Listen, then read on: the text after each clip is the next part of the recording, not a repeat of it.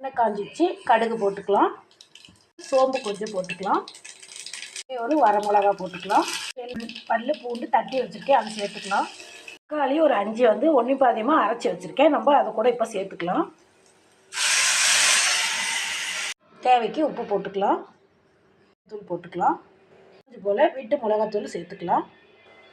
நல்லா இது சுருங்கி வர சட்னியை ஓப்பன் பண்ணி பார்க்கலாம். நல்லா கொதித்து வாசம் வருது. கொஞ்சம் போல் புதினாவே போட்டுக்கலாம். கொத்தமல்லி வேண்டாம், புதினா போட்டால் செம வாசனை வரும், டேஸ்ட்டாகவும் இருக்கும் தக்காளி சட்னி. எல்லாம் வெங்காயம் புதினா போட்டாச்சு.